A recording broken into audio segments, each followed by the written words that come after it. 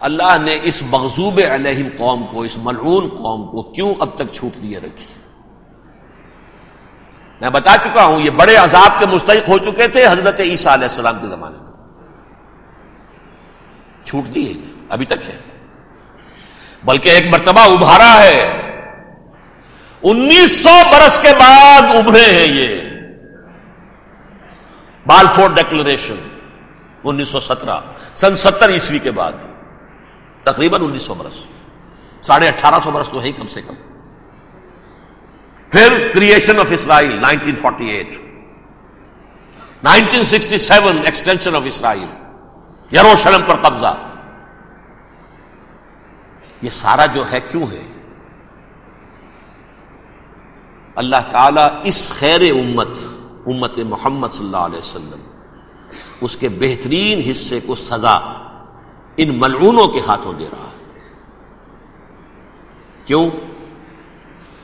جو جرم انہوں نے کیا تھا وہی ہم نے کیا۔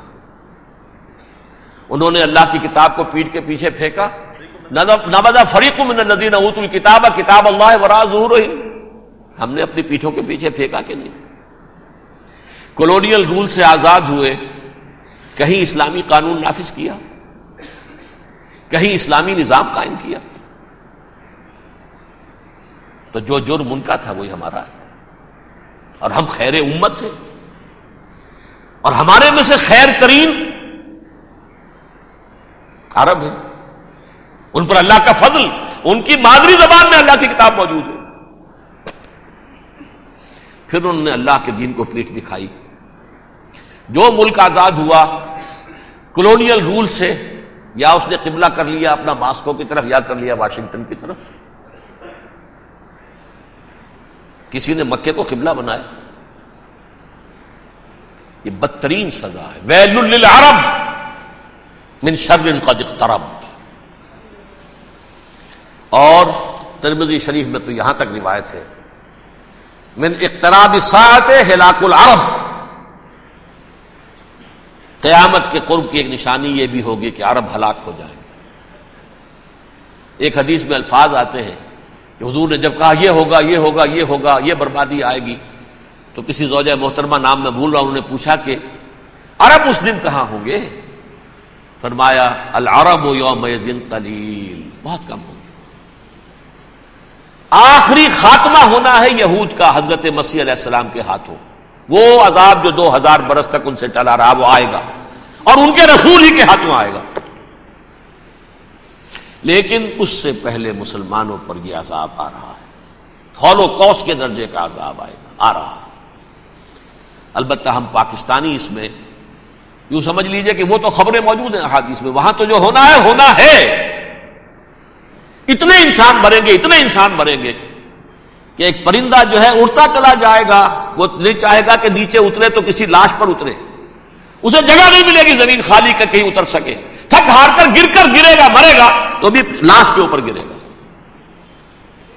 یہ الفاظ ہے حضور صلی اللہ علیہ وسلم، الملحمۃ العظمی الملحمۃ الکبریٰ، یہ لاسٹ کروسیڈ، ٹرمپٹ اخبار نے، میں اس کا فوٹو اسٹیٹ بھی کبھی آپ کو دکھا دوں، ویسے میرے ساتھ ہے وہ رسالہ ٹرمپٹ، دی لاسٹ کروسیڈ، اس کی تیاری ہو رہی ہے۔ وہ الملحمۃ العظمی اور ملحمۃ الکبریٰ جو ہے وہ آنے والی ہے۔ ابن ماجہ میں کبریٰ کہا ہے، اکبر کا مؤنث کبریٰ، ملحمہ کبریٰ سب سے بڑی جنگ، اور ملحمہ عظمی سب سے عظیم جنگ، یہ ہوگی اور بہت جلد ہوگی۔ اب آخری بات یہ عرض کر رہا ہوں، کریں کیا؟ کچھ کریں بھی کہ نہیں؟ پہلا کام تو یہ ہے کہ اصل زندگی آخرت کی زندگی ہے۔ دنیا میں تباہی بربادی آ بھی جائے، آخرت بچ جائے، پہلا کام یہ ہے کہ ہر شخص توبہ کرے، لیکن توبہ توبۃ نصوح، توبہ کی تسبیح نہیں، آیہ کریمہ کا ختم نہیں، لاکھ مرتبہ لا الہ الا انت سبحانک انی کنت، اس سے کچھ نہیں ہوتا۔ توبہ یہ ہے اپنی معاش کے اندر جھانکیے، اپنی معاشرت میں جھانکیے، جہاں جہاں اسلام کے خلاف کچھ نظر آئے پھینک دیجئے، نکال کر کاٹ دیجئے، بے پردگی ہے نکالیے، آپ کی کمائی میں کوئی حرام کا عنصر ہے ختم کیجئے، توبہ کیجئے، ابھی کیجئے۔ عملی توبہ. فرائض کی ادائیگی میں کوتاہی ہو رہی ہے، ابھی شروع کیجیے. اللہ کے دین کے غلبے کے لیے جد و جہد. ان صلاتی و نسکی و محیایا و مماتی للہ رب العالمین لا شریک لہ وبذالک امرت وانا اول المسلمین. بڑی ہے.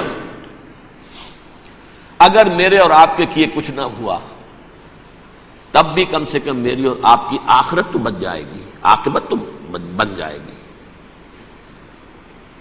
اخروی عذاب، سب سے بڑا عذاب، دائمی عذاب، اس سے ہم بچ جائیں.